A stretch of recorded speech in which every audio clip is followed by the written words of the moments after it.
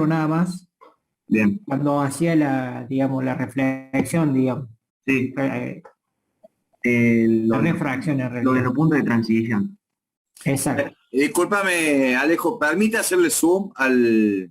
Sí, sí, porque yo lo veo medio como medio chico para entenderlo.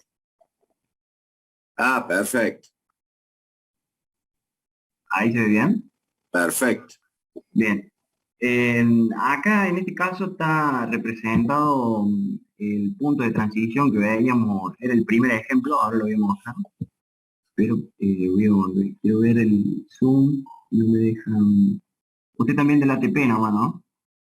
Sí, Ahí si aprieto escape, ahí está. Acá. Ahora ven el PowerPoint. sí, Sí. señor. Bien, vamos a ir a punto de transición, acá.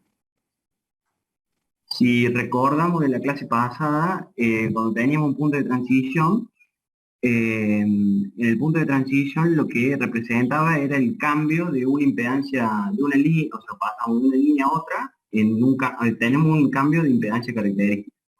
Exacto. En donde analizamos dos casos, en el caso de que tengamos que la impedancia característica de línea 2 sea mayor que la impedancia característica de línea 1, y el caso opuesto, o sea que la impedancia característica de línea 2 sería menor que la impedancia característica de línea 1.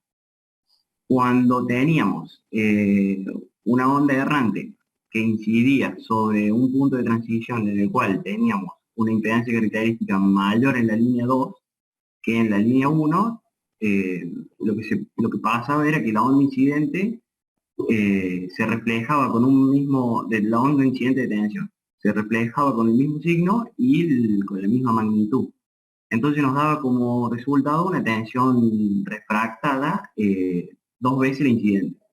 Y para la corriente lo que sucedía era que teníamos una corriente reflejada con un signo opuesto e igual magnitud que el incidente, entonces teníamos una corriente refractada menor que el incidente. Y cuando pasaba el caso contrario, pasaba lo opuesto, o sea, una tensión refractada menor que el incidente y una corriente refractada mayor que el incidente. Entonces eso lo podemos ver ahora porque... A ver, ¿Quién sería quién? ¿Quién sería quién ahí? discúlpame, Alejo. sí, profe. Antes que vayas a la ejemplificación en el simulador, Sí. me gustaría que me explique por qué hiciste la trampa de solamente de analizar el caso cuando Z2 es mayor que Z1 y cuando Z1 es mayor que Z2. ¿Y por qué no me pone la condición de cuando son iguales? Cuando O, son o no, iguales, o no puede existir ese caso. y sí, si no tenemos cambio o sea, de la forma de la línea, no existe el punto de transición. ¿Y qué conclusión podemos sacar de eso? Y ahí no va a haber onda incidente ni refleja, o sea, el incidente sí, o sea, va a estar, pero no va a encontrar algo en qué reflejarse, entonces va a viajar nomás. ¿Y en qué caso estaríamos? Y, por ejemplo, si nos encontramos en el medio de una línea aérea o en el medio de una línea subterránea. No,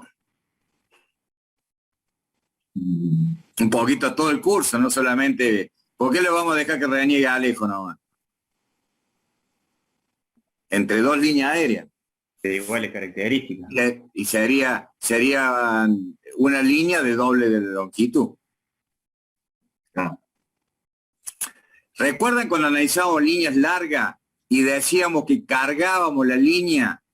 O sea, la carga que alimentamos tenía el mismo valor que la impedancia característica de la línea. Sí, sí. No teníamos reflejado. No teníamos reflejada y era como que teníamos entonces una línea Semi-infinita. semi-infinita o Semi-infinita. plana o semi-infinita. Que era la condición que teníamos cuando cargábamos la línea con su potencia natural y no teníamos caída de tensión. Claro, perfil constante. Perfil de tensión plano. Por eso se llama línea plana o semi-infinita. O infinita también está bien llamada, porque si vulgarmente se lo conoce como línea infinita. Claro. Bien. Entonces, sí, todo esto es siempre tratando de unificar, decir, recordar conceptos que ven, los vamos aplicando en todos lados a los conceptos. Bien. Adelante, Bien. ¿no? Pero en este caso estamos hablando de un punto de transición entre Exacto. una línea aérea y un cable subterráneo. Sí. Entonces, de ese ejemplo que mostraste, particularmente decir cuál es el que se va a representar después en el ATP, y decir de qué lado está la línea y de qué lado está el cable. Bien. En el ATP están representados los dos. Ah, Los están dos representados los dos, casos. porque Los dos. bien. No sé si quiere que los muestre o sea, voy al... No, simplemente bueno, decir, bueno, en esto que tenés un lado de mayor y menor impedancia, claro. ¿cuál es el lado de la línea y cuál es el lado del cable? Exacto. En este caso tenemos que en el primero tenemos la impedancia característica de de la línea 2 mayor que la impedancia característica de la línea 1. Entonces, del lado derecho del punto tendríamos la línea aérea y Bien, del lado izquierdo tendríamos la línea subterránea. bien, Y en este está caso bien, sería al revés. al La revés. línea aérea acá, el lado izquierdo, y la línea subterránea, el lado derecho. Más Bien, que línea subterránea, también, o sea, lo vamos, O porque cable. siempre tenemos que cuidar de decir el término que tenemos que usar ya a nivel profesional, es el cable. Bien. En definitiva, que esté enterrado o que no esté enterrado, no le va a variar el valor de la impedancia característica. Sí. Por eso Exacto. lo tenemos que reconocer como cable y no como el subterráneo. Bien. Lo que pasa es que normalmente el cable en distribución, alta tensión, se utiliza de forma subterránea. Exacto. Pero es el cable. Bien. bueno, ahora sí vamos al ejemplo. Bueno, ahora vamos al ATP. Este ejemplo está dentro de los que están compartidos en el aula virtual, ¿no? Sí, de eso, de ahí lo sacamos. Bien, digo, para que todos tienen acceso a eso, lo puedan descargar, instalar el ATP y jugar con estos ejemplos que están ahí. Claro. Y bueno, acá tenemos el caso A, sería energizando desde el lado del cable hacia la línea aérea, y el caso B sería al revés, energizando desde la línea aérea. ¿Están viendo ahí o no? Sí, Sí, sí. El ATP. sí. Bien, Quizás el caso B, tener las barras muy grandes, no sé por qué. O sea, por ejemplo, ahí vemos solamente el caso B, pero no el caso A. ahí se lo chico un poquito. Ahí lo leo. Sí, Sí, ahí lo leen. no sé por qué se agrandó mucho la parte de las Sí, etiquetas arriba. de las opciones, digamos. El file, edit. Hace lo mismo que hiciste recién, minimiza y vuelve a ampliar y a lo mejor ahí se corre. No van a hacerlo con todo el programa. Exacto, con todo el programa. Para que se pueda apreciar Ahora bien nada más. Si no sé, ahí, eso. Ahí está.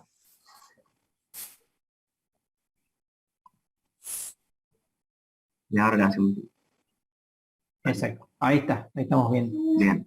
Entonces, el caso A, desde energizando el cable hacia la línea aérea, y el caso B, de la línea aérea hacia el cable. O sea, lo que está representado acá sería lo que es el equivalente Thevenin, donde tendríamos una fuente y su impedancia. En este caso acá es importante que esta impedancia sea igual a esta impedancia de la línea del cable, porque si no estaríamos generando un punto de transición ahí, tendríamos onda incidente y refractada y reflejada. A donde nos interesa a nosotros es en el punto M1 y en el M2. Y bueno, representamos con una impedancia cada línea. Eso lo hacemos con clic derecho en el panel blanco acá, y ahí están todos los elementos. No sé si quiere que los explique cada uno o directamente No, pasamos a la simulación. eso vamos al Bien, último después si nos bien. da más tiempo. Esa Y, impedancia de Thevenin, ¿sería la misma que calculamos cuando estudiamos el cortocircuito? y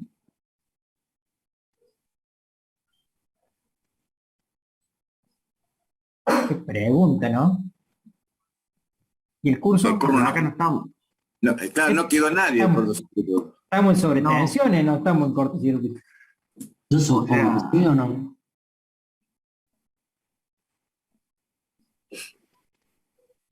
Se cae, No estaría lo bueno dijo, Rafael, pero- lo dijo Rodrigo y se cayó por la duda, ¿viste? Para no sostener. Sí, Y lo que dijo puede Cobán. estar representando un circuito ahí que Bueno, bueno, representado con ese equivalente de ¿Y Thevenin. cuál es? ¿Qué impedancia es? ¿Directa, inversa o homopolar? Directa, Directa, me imagino. ese Impedancia directo. directa.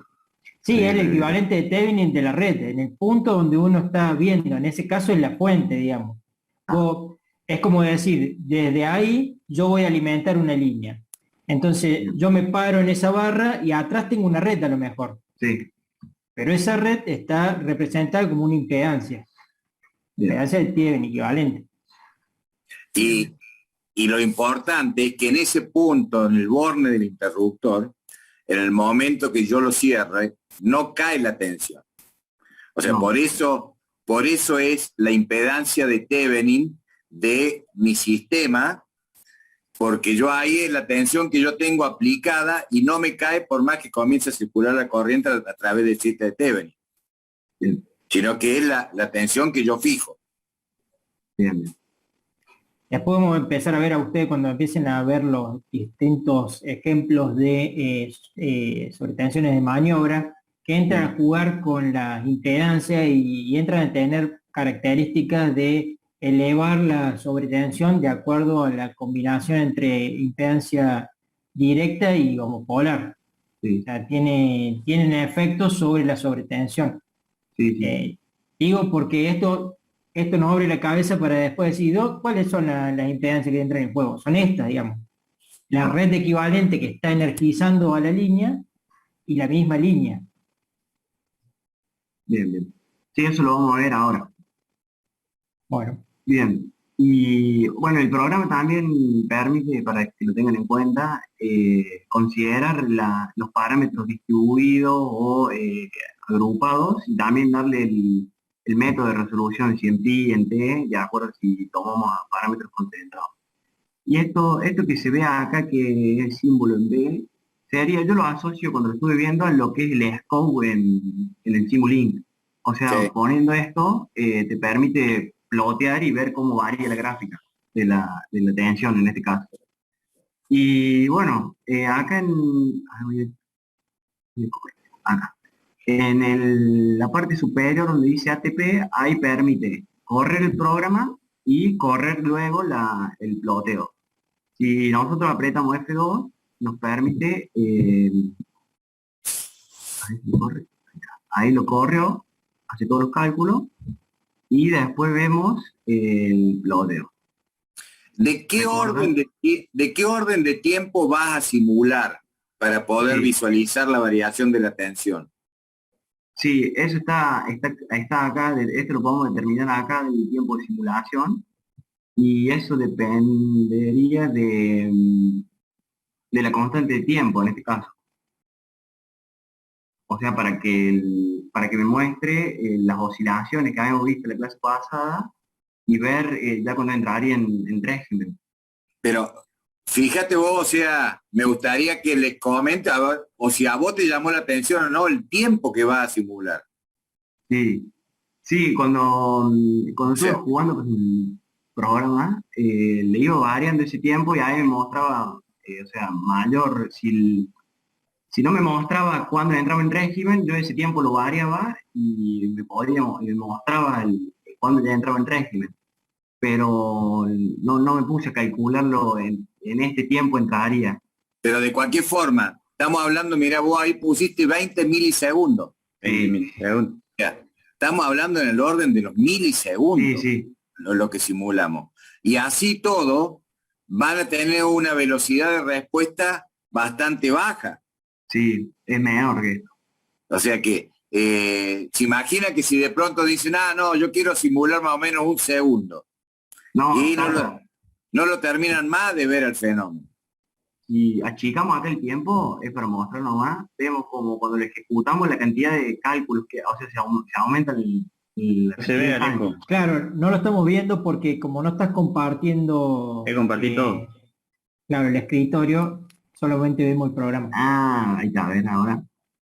Ahí está. Ahora ¿Ahora sí? vamos a ver. Sí, A ver, Ahí se ve. sí. sí, sí.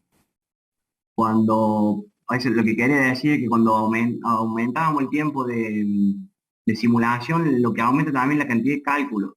Claro. Acá lo muestra, y si aumentamos mucho el tiempo, la cantidad de cálculo que hace se aumenta y tarda un montón en mostrar toda esta pantalla acá. Otro valor que entra en juego y que es muy importante es el delta T. Digamos, si uno no pone el delta T adecuado, puede que una oscilación no la vea. Sí. ¿Sí? O sea, y obviamente mientras menor sea el delta T, el tiempo mayor va a ser el proceso de cálculo también. ¿Recuerdan qué es lo que es el delta T? El delta T. Y el paso del método de resolución de la ecuación. Claro. Exacto. En ¿Recuerdan simulink era variable. ¿Recuerdan cuando en primer año empezábamos a hablar algo de eso? Sí. Lo difícil que era de decir para ustedes, de pronto, poder interpretar a qué uno se refería, ¿no? Después lo fueron afinando un poquito con cálculo numérico, cuando empezaron a hacer simulación y todo eso, y hoy en día están viendo, y ya veo que cuando uno le pregunta lo saben decir, es como decir, bueno, sí o sí, ya sabemos cómo es. Pero me encanta de pronto, yo que lo he vivido a ustedes de chico y los veo ahora, el progreso que han tenido, ¿no? Realmente para la facultad es un gran logro.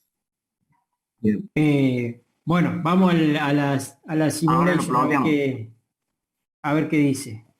Bien, acá tenemos que elegir lo que queremos mostrar. Lo podemos mostrar juntos o lo podemos mostrar separado. Por ejemplo, si vamos a tomar la energización desde el cable hacia la línea, a la línea aérea. Va a ser el M1 y el N1. O sea, serían el punto de transición y el final de la línea. Exacto. Tenemos ahí, lo vamos a graficar por separado. Ploteamos y ahí tenemos. Donde tenemos, estas serían las ondas refractadas, serían la onda refractada roja, sería la que tenemos al final de la línea, y la azul sería la refractada en el punto de transición. Y acá vemos el valor de la sobretensión, que es próximo a 1,8. Podemos ver acá, apretando acá, movemos, y vamos viendo los valores de la sobretensión que tenemos, acá nos va marcando. Si movemos, por ejemplo, en el valor máximo tenemos 1,81 de sobretensión en el final de la línea. Final. Cuando Y ahora nosotros energizamos del lado del cable. ¿Cómo? Cuando energizamos del lado del cable. Exacto. Y ahora vamos a mostrar en otro ploteo, el caso contrario, cuando energizamos de la línea aérea hacia el cable. Ploteamos y acá vemos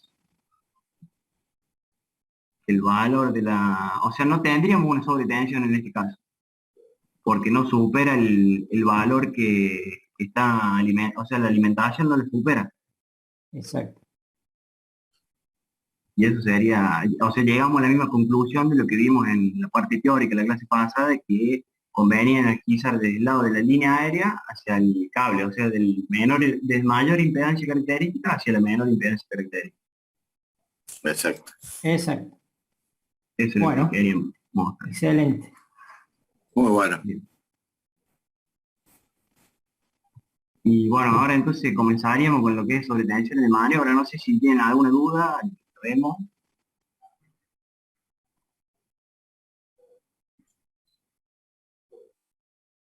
Bueno. Adelante, no.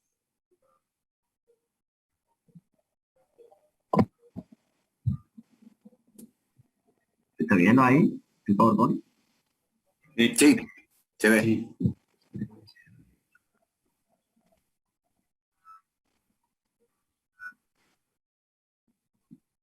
Bien. Bien, como clase número 2 hoy vamos a arrancar con las sobretensiones de maniobra. Estos van a ser todos los temas que corresponden a las sobretensiones de maniobra. Vamos a arrancar primero con una clasificación que hacen los autores del apunte en función de ciertas clasificaciones que hacen los distintos autores de la bibliografía que utilizan. Después vamos a dar ciertas definiciones de conceptos que se presentan en un fenómeno transitorio, donde vamos a definir el factor de sobretensión, factor de sobretensión dinámico, factor de sobretensión transitorio. Vamos a recordar el concepto de efecto Ferranti, que ya lo hemos venido mencionando a lo largo del curso de la materia. Y vamos a comenzar a hacer un análisis de los distintos tipos de sobretensiones en función de las maniobras que vayamos analizando, ¿no? Vamos a analizar la desenergización de líneas largas. Aclaro acá que vamos a comenzar con líneas largas en base y después con transformadores de potencia, transformadores de tensión, con condensadores. Vamos a analizar las sobretensiones que tenemos al energizar y reenergizar líneas largas en vacío, debido a la conmutación de corrientes inductivas, debido a la variación brusca de las cargas e interrupción de las fallas, debido a fenómenos de resonancia, sobretensiones debido a la operación de interruptores. Y por último, cuando ya hayamos analizado todo esto, vamos a dar conclusiones acerca de la sobretensión de maniobra. Las conclusiones sería como hacer un resumen de todo lo que hemos ido hablando, dejando en claro los valores de sobretensiones que se van a presentar de acuerdo a la maniobra que se tenga. Bien, si recordamos de la clase pasada, las sobretensiones de maniobra pertenecían a las sobretensiones de origen interno, donde estas sobretensiones de origen interno son aquellas provocadas por los fenómenos asociados a los elementos de una instalación, debido a la variación de estado de una red, como puede ser, por ejemplo, la presencia de un defecto, la presencia de una maniobra. Estas sobretensiones de origen interno se van a clasificar en las sobretensiones de maniobra, que son las que vamos a desarrollar, y luego las sobretensiones temporales, que se las vamos a desarrollar después. La diferencia entre estas dos sobretensiones es que las sobretensiones de maniobra se producen a una elevada frecuencia y las sobretensiones temporales a una frecuencia ya cercana o en las frecuencias nominales, serían de 50 Hz. Las características de las sobretensiones de maniobra van a ser las siguientes. Las sobretensiones de maniobra se van a producir por bruscos cambios de estado en la red, como por ejemplo el acoplamiento de una red o la conexión o desconexión de interruptores en plena marcha de la instalación, o sea, funcionando la instalación. Eso va a producir que al pasar de un régimen permanente a otro régimen permanente se produzca tengamos un fenómeno transitorio entre ambos regímenes. Entonces, a las sobretensiones de maniobra las vamos a tratar como un fenómeno transitorio, en donde se van a caracterizar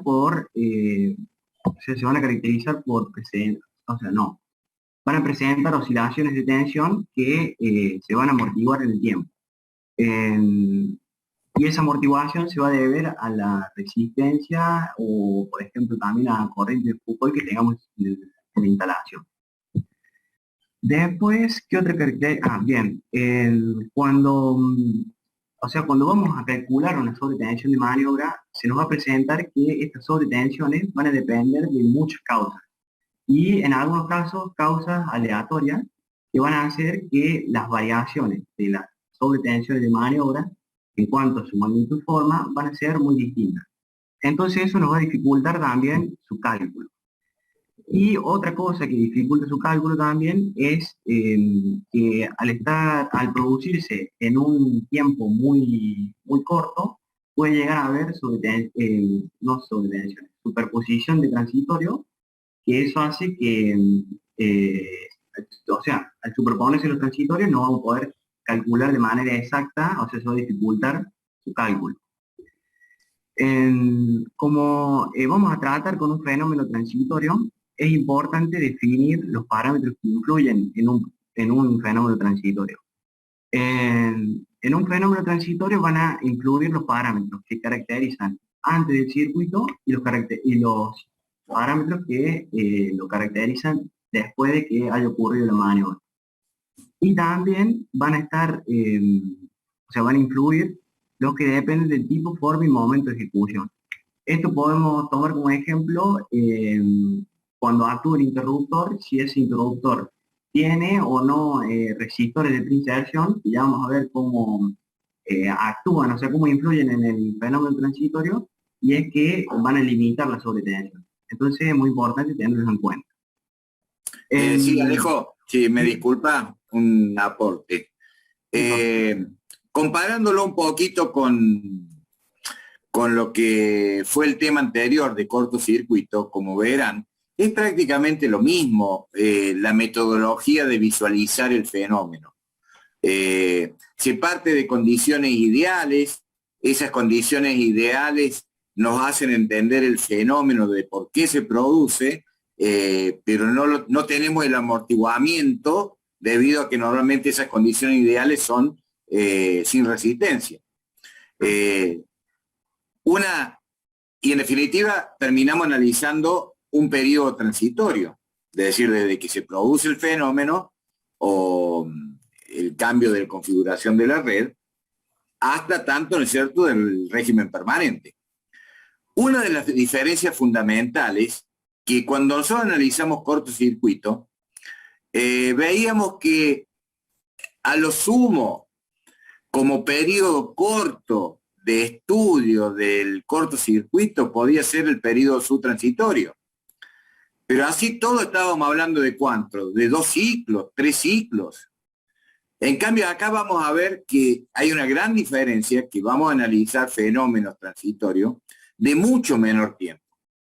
O sea, dentro del mismo ciclo vamos a tener variaciones de tensiones que nos van a producir ese pico de sobretensión. O sea, como para ir orientándonos de lo que producen los cortocircuitos a lo que producen las sobretensiones. Y la otra era con respecto cuando veíamos cortocircuito, acá es muy importante, en el cortocircuito también decíamos que cambiaba de una configuración y según cómo quedaba la nueva configuración era el régimen permanente en que quedábamos. Y acá pasa lo mismo. Acá va a depender de la configuración y del momento en que se ejecute el cambio de configuración, lo mismo que pasaba en cortocircuito.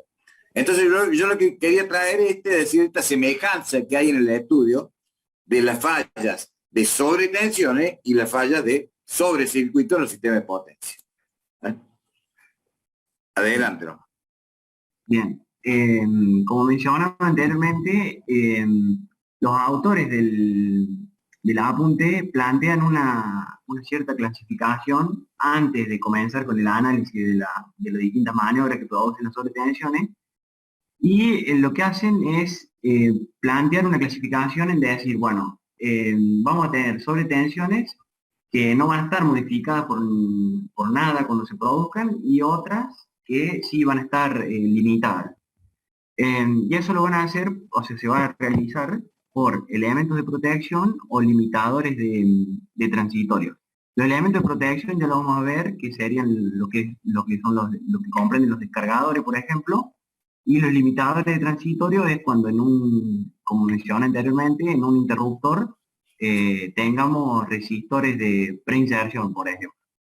Y en las que no están limitadas ni modificadas por nada, incluyen lo que son la conmutación de corriente capacitiva. Las voy a leer porque después las vamos a desarrollar cada una. En el apunte no hace ninguna otra aclaración de esto, solamente lo plantea.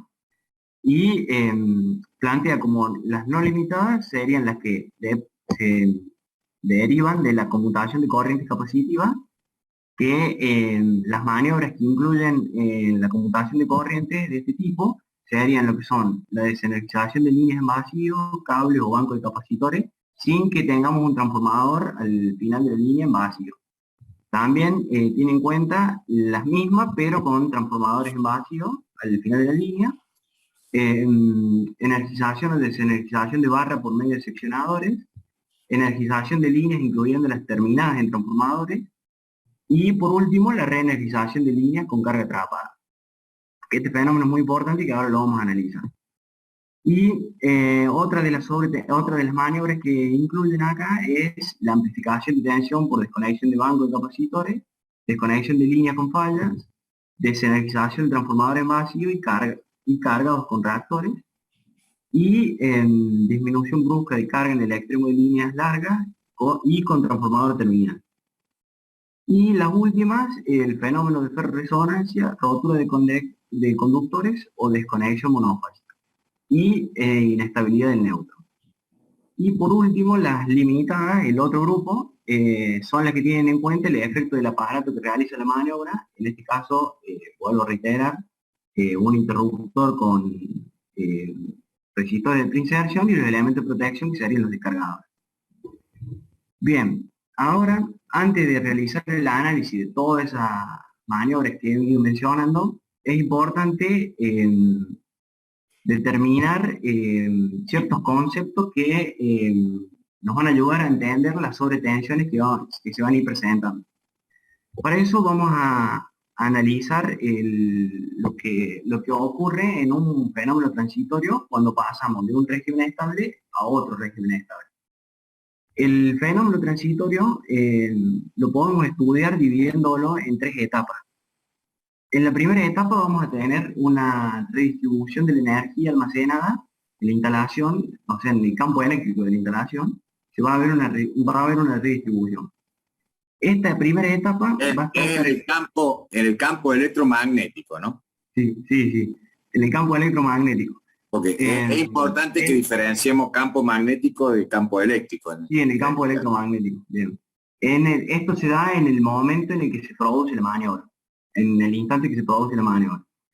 En esta etapa vamos a tener un transitorio de tensión de corta duración y fuerte amortiguamiento que va a estar en el orden de los milisegundos. Cuando termina esta primera etapa pasamos a la segunda. En este caso también hay una redistribución de energía, pero acá una energía cinética en las máquinas rotativas, en donde acá no vamos a tener sí vamos a tener un transitorio de tensión, pero acá ya estamos a otra frecuencia, en donde las variaciones lentas de la oscilación de tensión lo hacen a una frecuencia cercana a la frecuencia nominal y tiene una duración del orden de los segundos.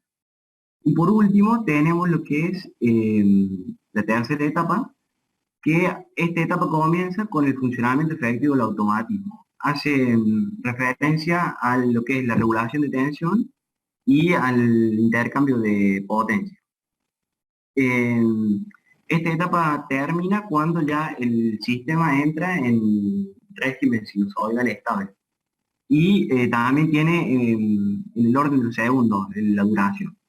En cada una de estas etapas, al ir pasando de una etapa a otra, vamos a tener sobretensiones que pueden llegar a superar el valor de la tensión nominal. Entonces, va a ser necesario calcular esas sobretensiones. Y lo vamos a hacer con estos factores de sobretensión que están acá expresados. El factor de sobretensión va a ser igual a la relación que tenemos la relación que existe entre el valor máximo de la tensión en el momento, el valor máximo alcanzado en la etapa número 1, dividido la tensión de base que se toma en este caso. En este caso la tensión que se toma es el valor de cresta de la tensión nominal entre fase y neutro. Y después tenemos lo que es el factor de sobretensión dinámico. Este factor de sobretensión dinámico denotado con K sub D va a ser la relación que tenemos entre el valor de cresta de la tensión en el momento que pasamos de la etapa 1 a la etapa 2, dividido la tensión de referencia, que en los dos factores de sobretensión es la misma. Y por último tenemos el factor de sobretensión transitorio. Este va a ser la relación, denotado con el factor K sub T, y va a ser la relación entre el factor de sobretensión y el factor de sobretensión dinámico, que podemos decir también que es la relación entre el valor máximo de la tensión en la etapa número 2 y el valor de cresta de la tensión en el momento que pasamos de la etapa 1 a la etapa 2. Eso serían, es muy importante, bueno, es algo que yo lo deduje, no dice en el apunte, no sé si está bien. Es importante tener esto en cuenta, estos factores de sobretensión que va nombrando, o sea, que nombra acá, porque después cuando veamos las sobretensiones, o sea, las maniobras que producen las sobretensiones, es que en algunas maniobras que tengamos se va a ver más intensificado, por ejemplo, el factor de sobretensión dinámico o se ve intensificado el factor de sobretensión transitoria. Así que es importante tenerlas en cuenta esta definición. Y bueno, por último, el concepto del efecto Ferranti, que bueno, ya lo hemos estado viendo, y solo para recordar que bueno, es la elevación de la tensión en el extremo receptor cuando mantenemos la alimentación de la línea desde el otro extremo, cuando la línea está en vacío, ¿no? Bien, ahora vamos a analizar las distintas maniobras que nos producen sobretensiones. Vamos a arrancar con la desenergización de líneas largas en vacío. Al tener la línea en vacío, como sabemos, circula una corriente que tiene una característica capacitiva debido a la capacitancia que existe en la línea. Esta interrupción de esta corriente capacitiva, ¿por qué interrupción? Porque estamos por desenergizar la línea, entonces vamos a interrumpir la corriente. Puede llegar a dar sobretensiones considerables.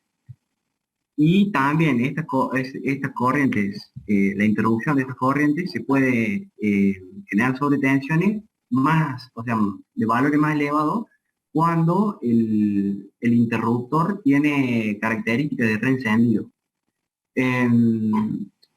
Esta característica de los interruptores, ahí en el apunte, aclara que los interruptores modernos no presentan esta característica. Entonces, lo que va a considerar nomás va a ser dos efectos. El efecto de la carga atrapada y el efecto de las oscilaciones de tensión. Que estos efectos sí van a producir sobretensión. Entonces vamos a analizar lo que es la tensión atrapada sobre líneas no compensadas. ¿Qué quiere decir que las líneas sean no compensadas? Es que en el final de la línea no vamos a tener ningún elemento, como por ejemplo un reactor que no esté consumiendo el reactivo generado por la línea que nos está produciendo la sobretensión en el final de ella. Entonces, vamos a analizar. Como es una corriente capacitiva, esa corriente va a estar prácticamente desfasada 90 grados con respecto a la tensión. Entonces, cuando se produce la apertura del interruptor, vamos a tener que la interrupción de la corriente se hace cuando ella pasa por cero. Pero en ese momento tenemos que el valor de la tensión es máximo por el desfasaje de 90 grados que existe entre la corriente y la tensión. Ahora lo que nos queda es determinar qué valor de la tensión tenemos en el extremo receptor por el efecto Ferranti, que ese valor de la tensión en el extremo receptor, como dijimos, va a ser mayor que el del extremo suministro. Lo que nos queda es determinar qué tan grande es el valor de la tensión en el extremo receptor con respecto al suministro. Entonces, para eso vamos a partir de las ecuaciones de líneas largas, teniendo en cuenta la tensión en el extremo suministro y la corriente en el extremo suministro.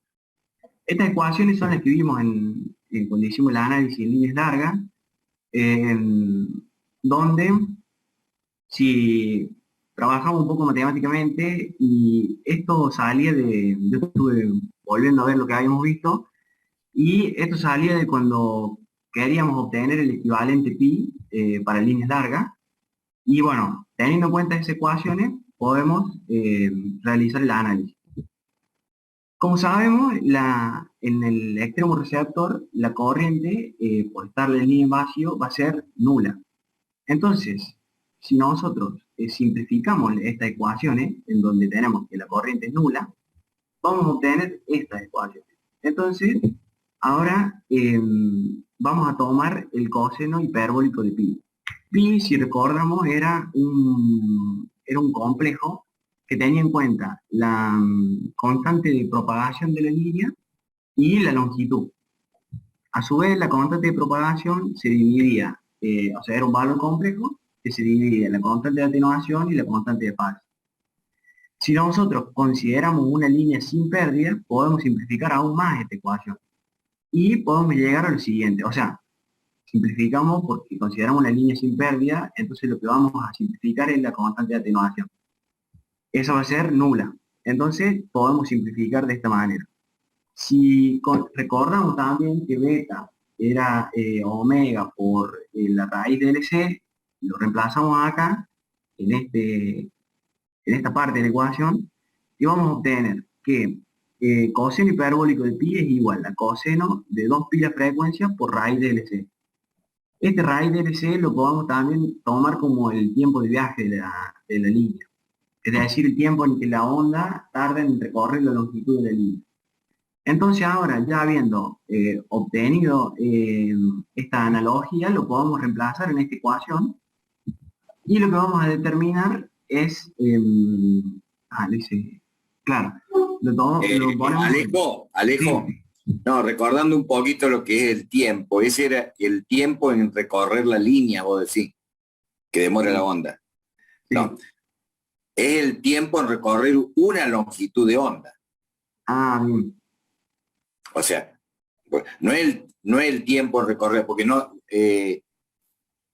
ese parámetro no sabe qué longitud de línea tenemos. Claro, claro, sí. Pero según los parámetros físicos sabe qué longitud de onda tenemos. Claro, claro, porque depende de él y C. Bien. Claro, claro. Bien. Entonces, si nosotros reemplazamos el ecuación, o sea, lo que obtenemos, que es la equivalencia del coseno hiperbólico de pi, podemos ver que en el extremo receptor el valor de la magnitud de la tensión va a ser mayor que la tensión que tenemos en el extremo suministro. ¿Cuánto? Un factor que lo vamos a denotar con K sub F. Que ese factor K sub F va a tener en cuenta la sobretensión del extremo receptor debido al efecto Ferranti. Pero cuando vayamos a desenergizar una línea, no solamente vamos a tener que tener en cuenta el efecto Ferranti, sino que vamos a tener que tener en cuenta el acoplamiento capacitivo entre las fases. Ese acoplamiento capacitivo entre las fases va a estar determinado por la relación entre la capacitancia directa de la línea y la capacitancia homopolar de la línea. Y a ese, o sea, al factor de sobretensión que suma el acoplamiento capacitivo, lo vamos a denotar con el factor K sub A. Pero este factor K sub A va a depender de la fase que esté abriendo primero con respecto a las otras. O sea, que vamos a tener que tener en cuenta la secuencia de apertura de los aparatos que hacen la desenergización de la línea. Voy a tomar este gráfico en donde, si nosotros tomamos tomamos una secuencia de apertura A, B y C, o sea, los tres polos de los interruptores abren al mismo tiempo. Pero ¿qué sucede? La interrupción de la corriente no es al mismo tiempo, sino que va a haber un retardo entre fases porque la interrupción se hace cuando pasa por cero. Y al estar desfasada a 120 grados eléctricos, una de ellas, entonces, por ejemplo, si es una secuencia de apertura ABC, primero abre la fase A, después la fase B y la fase C. Y al ir desenergizando cada una de esas fases, el acoplamiento capacitivo va disminuyendo. Por lo tanto, el factor de sobretensión va a depender de ese orden de apertura. Si tomamos una apertura ABC, en la fase A vamos a tener una mayor sobretensión que cuando se abre la fase B y se abre la fase C. Por ir disminuyendo ese acoplamiento capacitivo entre las fases. En donde, si sumamos el efecto Ferranti más el acoplamiento capacitivo entre las fases, nos va a determinar lo que es el concepto de la tensión atrapada, que sería la carga eléctrica que tenemos en cada una de las fases después de haber desenergizado la línea. Y lo vamos a denotar con K sub 0i. K sub 0i va a ser el producto de K sub i, que va a tener en cuenta el acoplamiento capacitivo entre las fases, y K sub f'.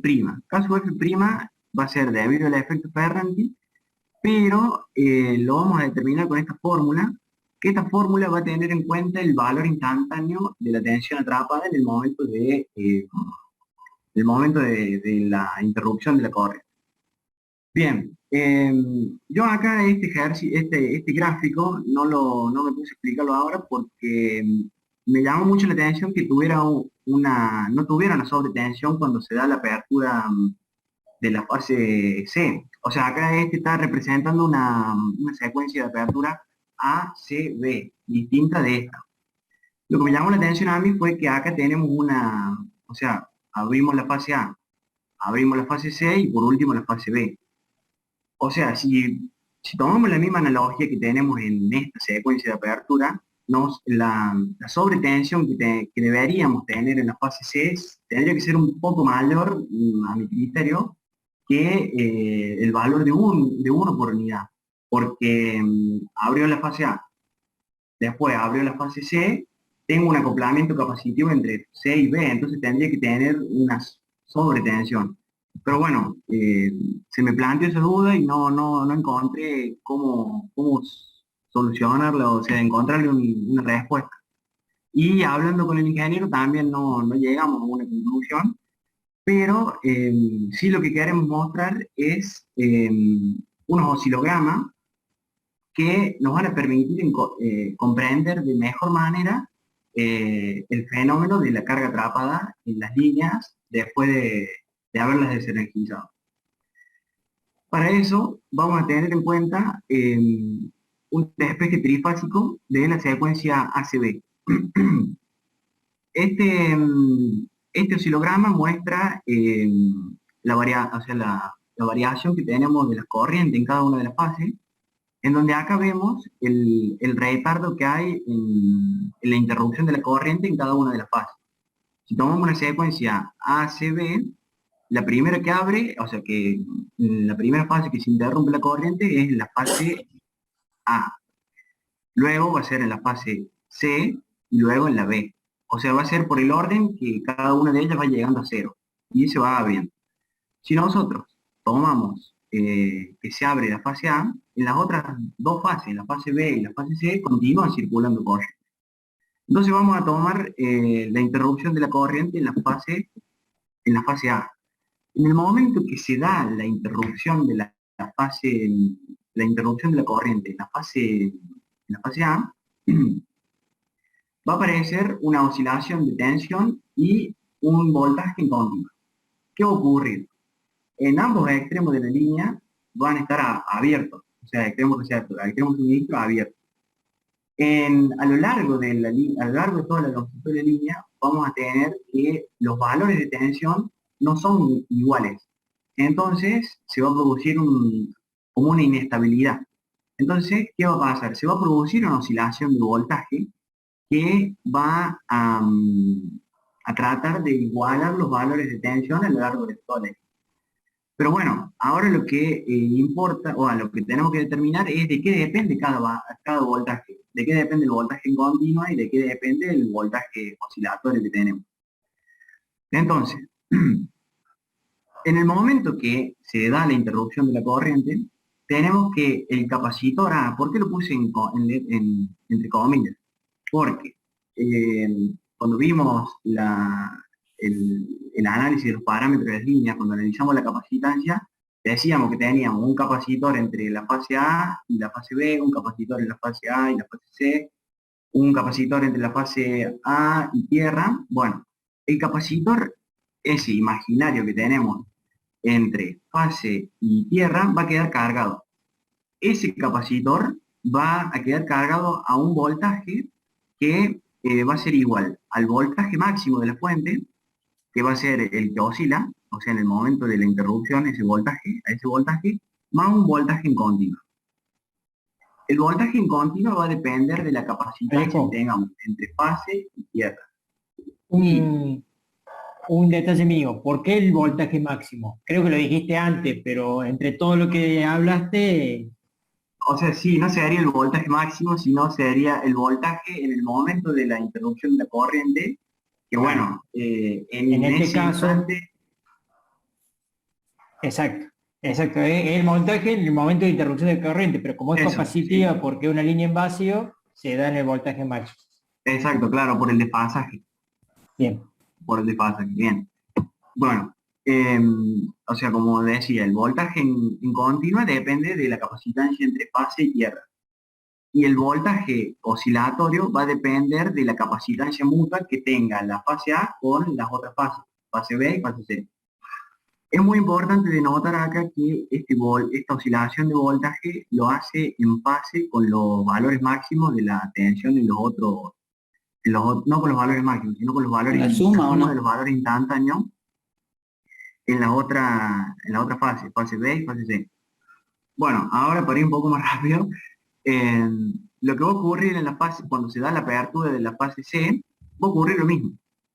Vamos a tener una oscilación de voltaje y un voltaje en continua, que la suma de ambos va a ser la tensión atrapada, donde el voltaje en continua depende de la capacitancia de fase tierra y el voltaje o sea, el voltaje de oscilación debido a la capacitancia mutua. Ese voltaje de oscilación en la fase C va a estar en fase con la oscilación de voltaje en la fase A. Y van a variar, o sea, se van a desplazar en fase. Cuando abrimos la última fase, que sería la fase B, ocurre lo mismo. Tenemos una oscilación de tensión y una corriente y una tensión en continua. Que llegamos con conclusión que en las tres fases queda un voltaje atrapado. Bien, ahora vamos esto es lo que está planteado en el apunte, que serían las conclusiones. La sobretensión va a tener una componente continua y otra componente oscilatoria. La componente oscilatoria va a tener una frecuencia que va a depender de la inversa de T1. Como sabemos, el T1 dependía de L y C. Esa componente oscilatoria se va a amortiguar en el tiempo. Y esa amortiguación de la componente oscilatoria va a depender de la resistencia y del efecto pericular que tengamos en la línea. Y el tiempo de amortiguación es de la decena de los milisegundos. Y por último, cuando la oscilación de tensión se amortigua en las tres fases, nos queda la tensión atrapada. O sea, la componente continua sería lo que es la tensión atrapada, que nos queda. Que en algunos casos, que ahora lo vamos a ver, esa tensión atrapada puede llegar al orden de los minutos. Y bueno, tiene sus consecuencias. No sé si se entendió, quedó claro, alguna duda. Muy rápido. a mí me quedó muy claro.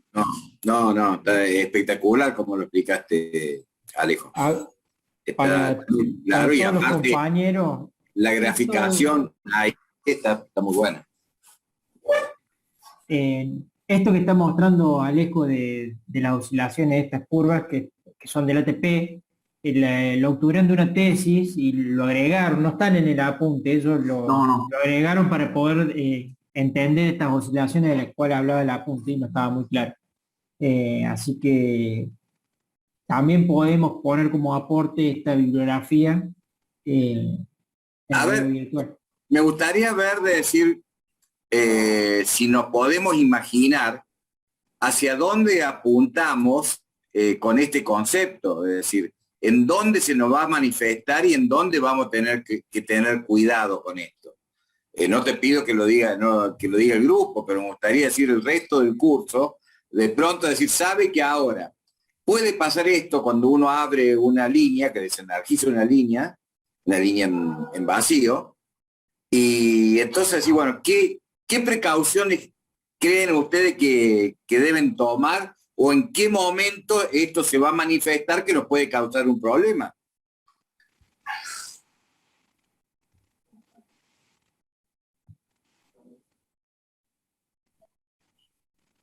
Seguramente que después cuando lo digamos van a decir, sí es. Las precauciones que la línea va a quedar, o sea, energizada, con tensión, digamos, que puede ser riesgoso si hay alguna tarea de Exacto, mantenimiento o algo así. Lo que se debería exacto, hacer es, bueno, eh, colocar puesta a tierra en ambos extremos. exactamente, exactamente. Dentro de lo que es las leyes de seguridad, uno de los inconvenientes que tenemos y hay que tener fundamental cuidado cuando vamos a tocar un cable es que el cable se carga, o sea, queda cargado en el momento de la desenergización del mismo. Entonces, no vayan a tocar un cable directamente habiendo solamente comprobado la ausencia de tensión. Primero descárguenlo siempre, descárguenlo, me estoy refiriendo ponerlo, o sea, cortocircuitarlo y ponerlo a tierra. Que no es solamente que uno toma esa medida a los fines de que si la línea quedó energizada o el cable quedó energizado, asegurarse de que no haya tensión. No, a su vez también es para descargarlo, esa carga atrapada que quedó en el conductor, para poder meter mano y comenzar a trabajar a contacto en el conductor.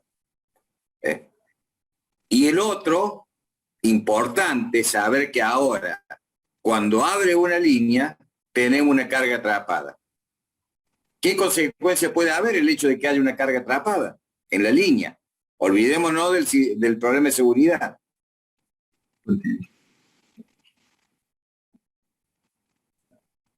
Y en el recierre de la línea, supongo. Claro.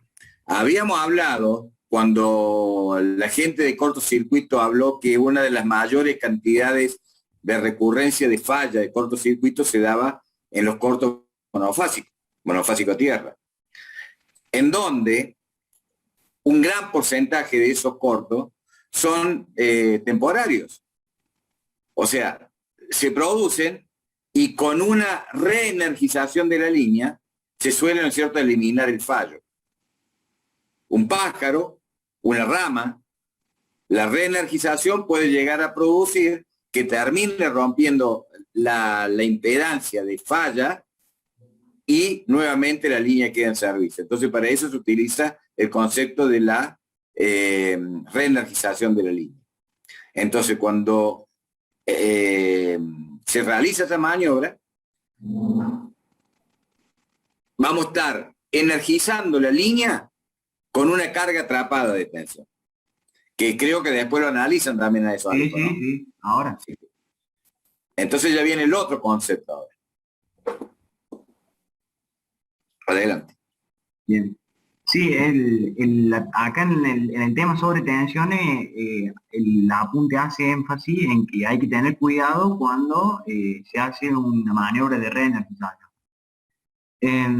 Ahora vamos a ver en qué condiciones, o sea, es benéfico para la descarga de la tensión atrapada, o sea, condiciones climáticas, ¿no?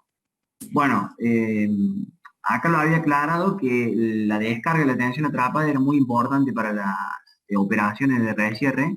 Ahí en el apunte dice Alejo, que... Sí. me parece que faltó como dato de cuánto es esa carga atrapada, de cuánto puede llegar a ser.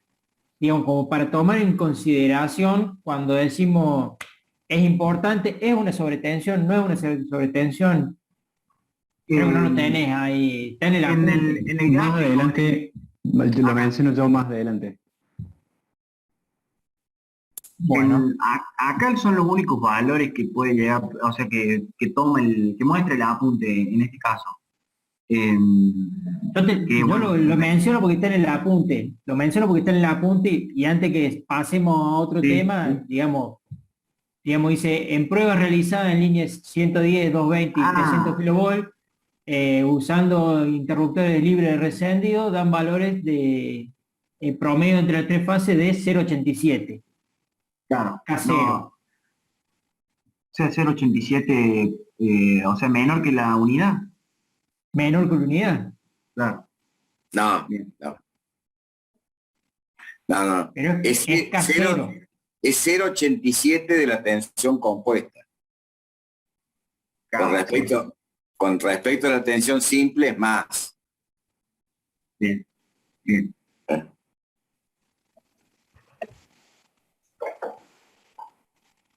Y entonces Si a lo mal mejor... lo recuerdo, me parece que yo lo leí así.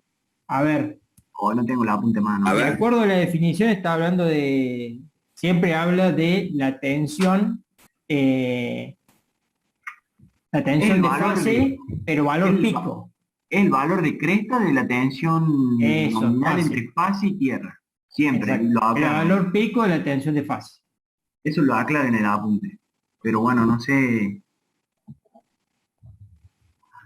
Sí, me extraña que ahí está poniendo 1,2, 1,3, según la relación de la capacitancia directa y polar. Pero ese es caso I. El caso I hace referencia al acoplamiento capacitivo. Claro, y Claro, la caso- otra, Y es, K sub y el 0 otro- es tensión atrapada. K exacto. sub 0. K sub I Ingeniero. depende del acoplamiento capacitivo y este del efecto Ferran. Más adelante yo menciono que dependiendo la cantidad de fases que tenga esta tensión atrapada, va a ir sumando porcentualmente la máxima sobretensión en el extremo receptor. Claro, Ajá. pero esos valores son de energización de línea. Claro, Cuando vos energizás. cuando energizo. Claro, acá dice, ahí dice en el apunte que es 0,87, como dice el ingeniero Ota, pero no sería una sobretensión. sí, puede ser desde el punto de vista de valor eficaz. El valor eficaz es 0,707 del valor pico. Si Claro. estamos en 0,87, estamos con una sobretensión respecto al valor eficaz. Pero, y como es una tensión atrapada, es decir, de valor constante, a lo mejor por eso lo está tomando de esa manera.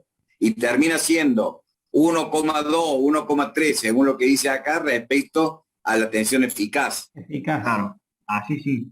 Entonces, Sí, acá lo dicen en la calculadora y me da 1,23. claro, claro. Entonces debe ser por ahí, o sea, no con la tensión compuesta, sino en relación con la tensión eficaz. Sí, lo que mencionaba también en las conclusiones, que las vamos a ver más adelante, es como que no era una sobretensión de tan elevado valor. Cuando, Exacto, sí. Es lo importante que nos tiene que quedar más o menos en cada tipo de sobretensión analizada, más o menos de qué orden. claro, Y después al último, como conclusiones, ¿cuáles son las más peligrosas? exacto. Saber que existen las otras, pero ¿cuáles son las más peligrosas? Exacto. Bien. Bueno, acá como habíamos mencionado, bueno, es muy importante la descarga de la tensión atrapada para las operaciones de recierre. Ahí en el apunte menciona que una operación de recierre está en el orden de los 0,5 segundos.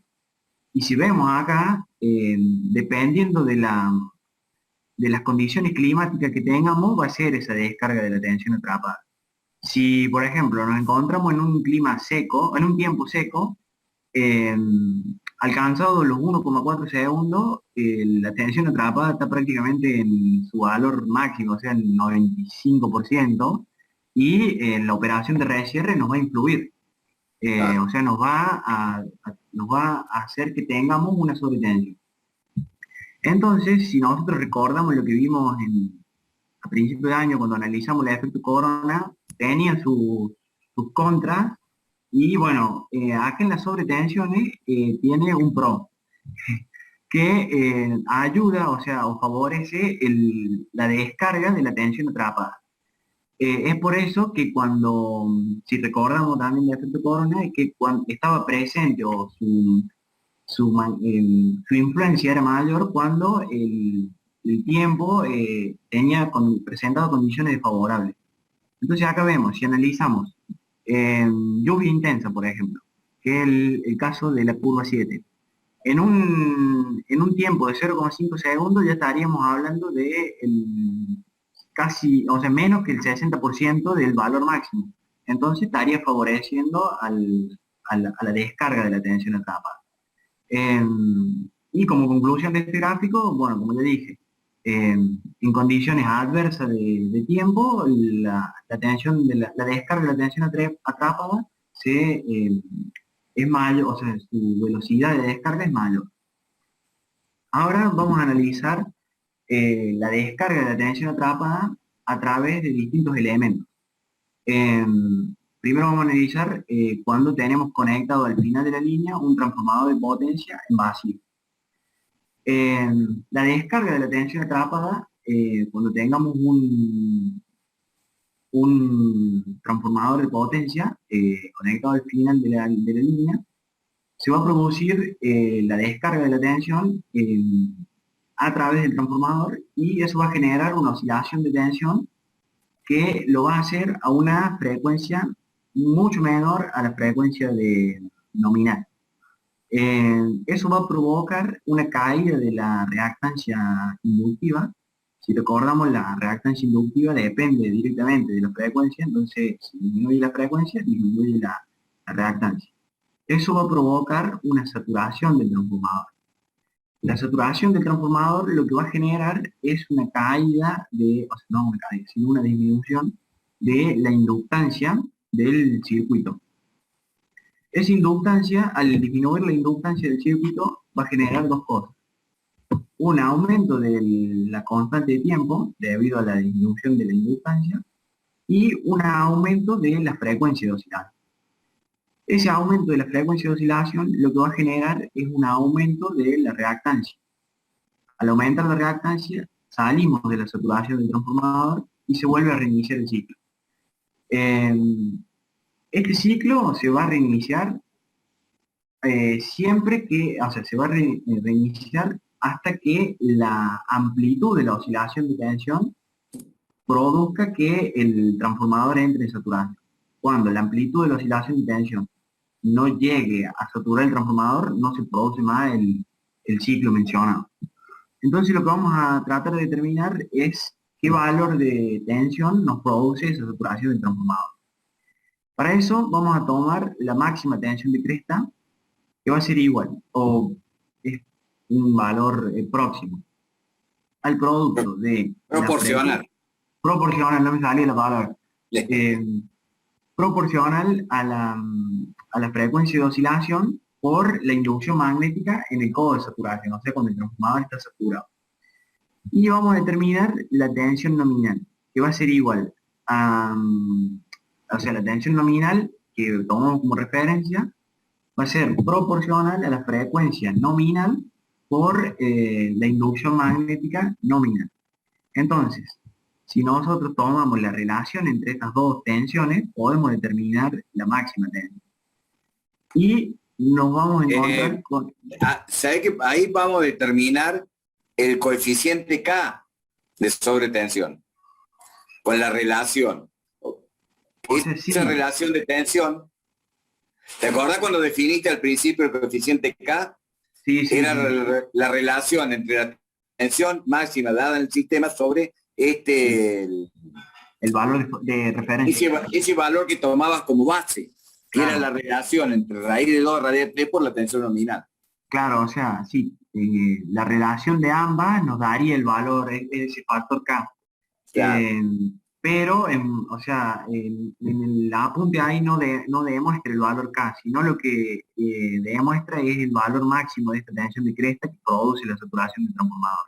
Por eso, la explicación correcta sería decir, bueno, obtenemos el factor K, que es la relación entre ambas tensiones, y después despejamos el valor que produce la saturación del transformador, que sería igual a la constante C por la relación entre la frecuencia de oscilación y la frecuencia nominal por el valor de la tensión de base. Que este factor C que mencioné, sería la relación entre la inducción en el codo de saturación y la inducción en el nominal.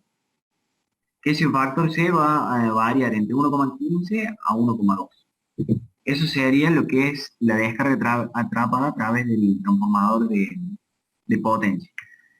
Y ahora tenemos lo que es la descarga a través de un transformador de tensión.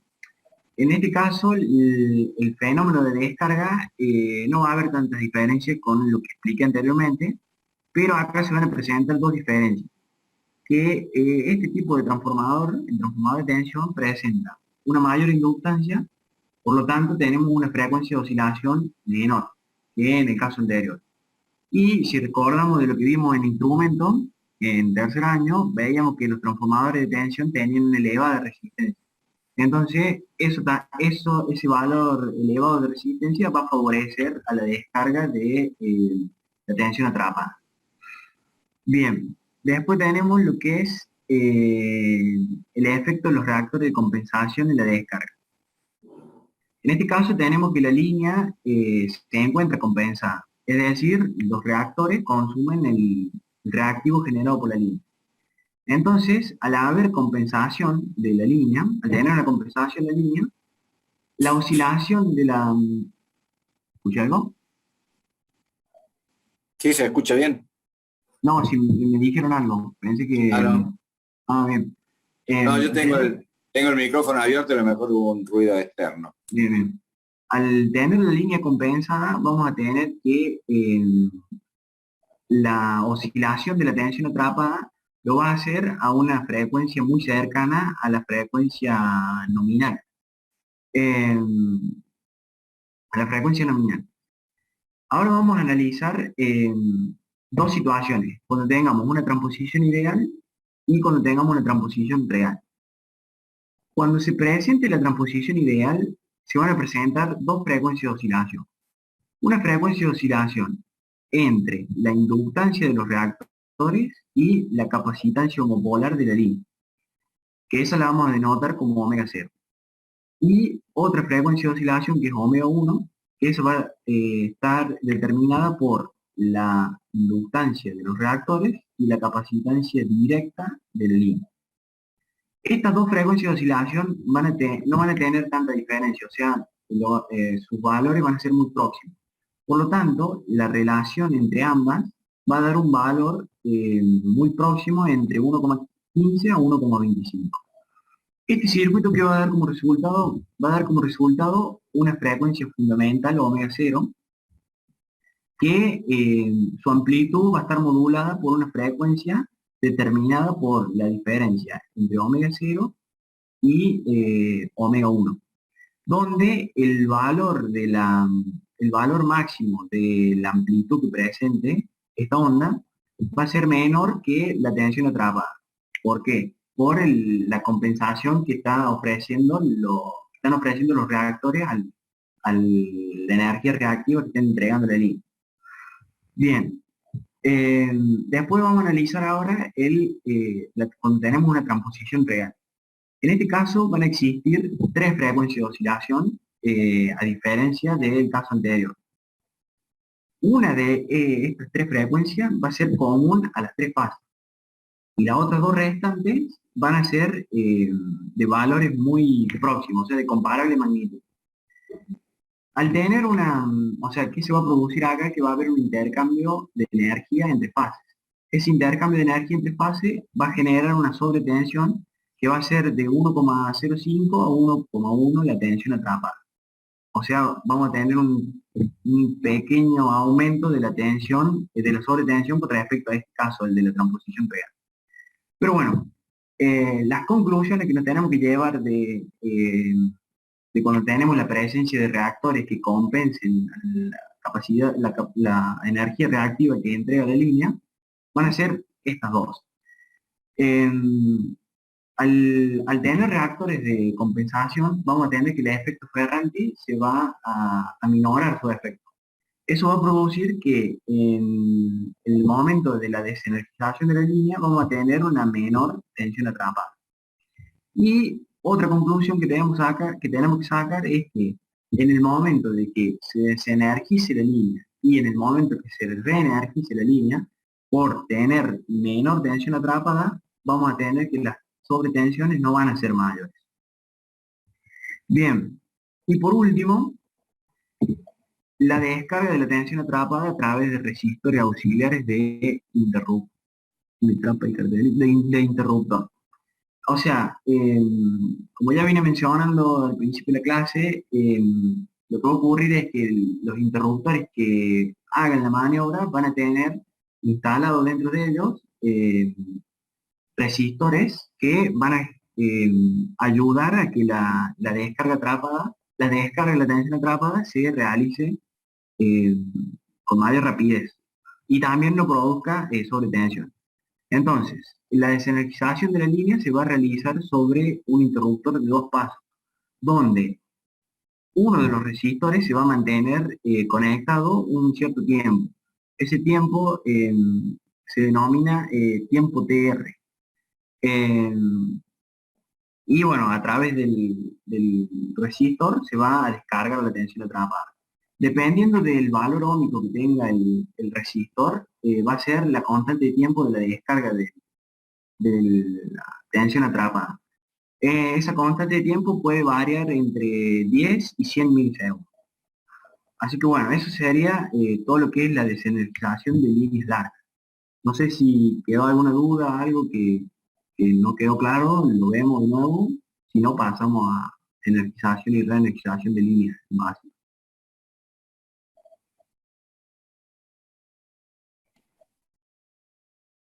Sí.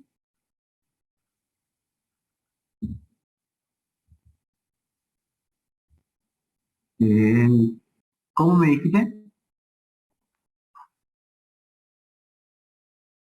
L sobre R, para que me... Ah, L sobre R, sí, acá.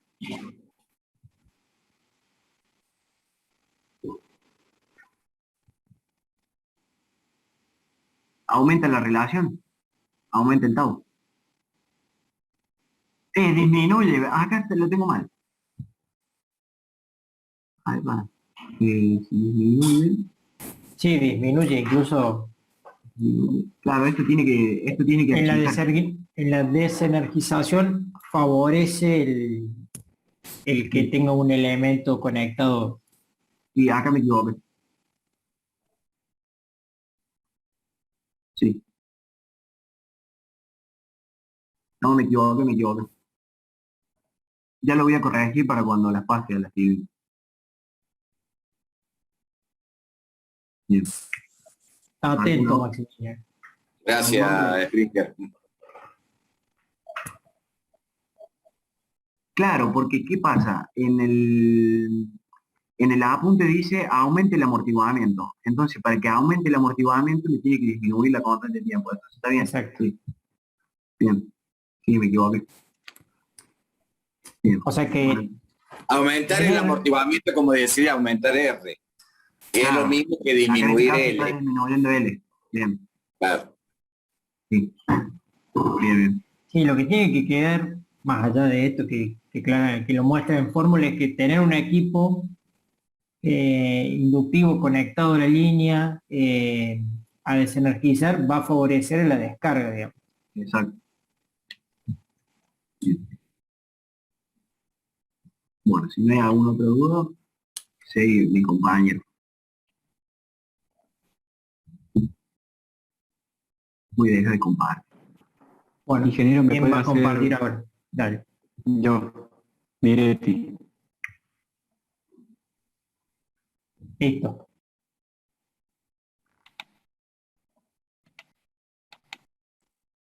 Otra cara nueva. ¿Cómo le va a Miretti? No lo conocíamos.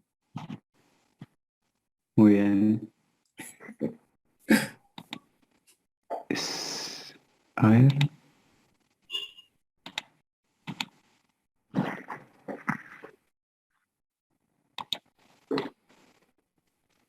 ¿Esto se ve? Sí, sí, se ve bien. Bueno, yo voy a hablar de la energización y reenergización de líneas largas en vacío. Voy a hablar de los diferentes componentes que se puede poner en una línea. Este tipo de maniobra genera los valores de sobretensión más elevados y no son limitados. Y en el primer caso vamos a ver las características de una línea y cuáles son los parámetros de los que depende el valor de una sobretensión. En primer caso, la longitud de línea, ya que para líneas en vacío la sobretensión por unidad se incrementa con la longitud cuando el circuito alimentador es débil, o sea que la potencia de cortocircuito es menor a 10 veces la potencia natural de esa línea. Otro parámetro es la tensión atrapada. A mayor tensión atrapada, mayor sobretensión se va a generar.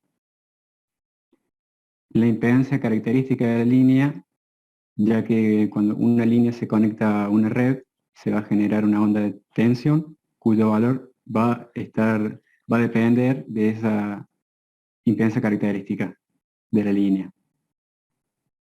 La velocidad de onda de secuencia cero es el parámetro que mayor influencia tiene sobre en la sobretensión, ya que esta varía fuertemente, hasta un 25% con respecto a la de secuencia positiva, que va a variar solamente 5% en la velocidad.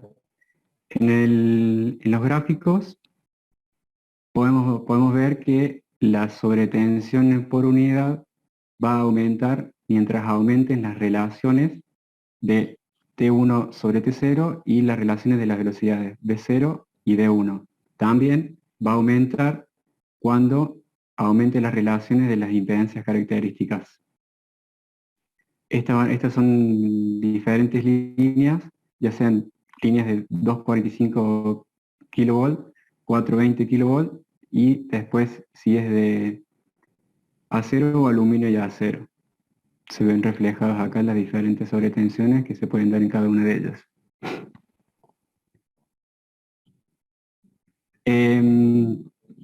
También decir que la relación T1-T0 depende fundamentalmente de la velocidad de onda de secuencia cero, y como esta varía mucho más que V1, como conté recién, a menor V0 va a haber menor sobretensión también.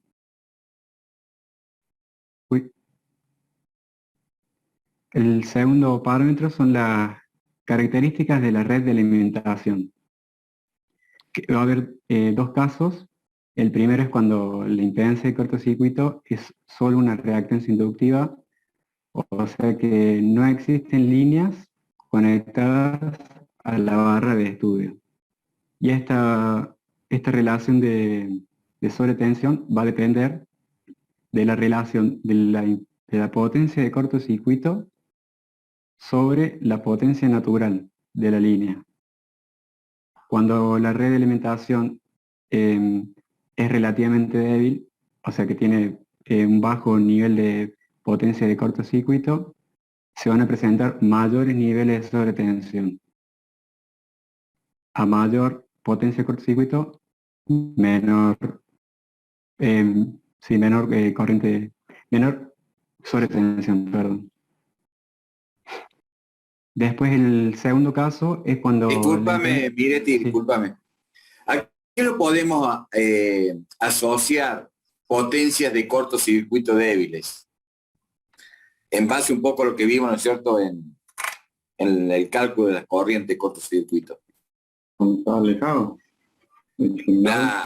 Claro, o sea, vamos a tener bajo valor de potencia de cortocircuito porque vamos a tener valores de corriente pequeña de cortocircuito. Claro. Porque vamos a tener intercalada una gran impedancia entre la fuente generadora de aporte del cortocircuito y el punto de falla.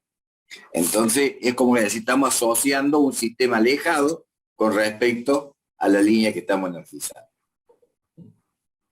Correcto.